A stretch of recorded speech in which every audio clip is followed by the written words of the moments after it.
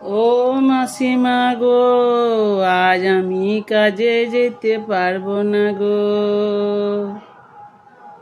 আর কি বলবো তোমাকে মাসিমা, আমার মেসোমশাই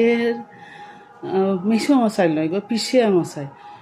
আগের বারে মেসোমশাই মরেছিল না? হ্যাঁ হ্যাঁ হ্যাঁ, পিসিয়া মশাইয়ের দাদা, তার শাশুড়ি, তার একটি খুড়তুতো বোন ছিল, সে মরে গিয়েছে মাসিমা।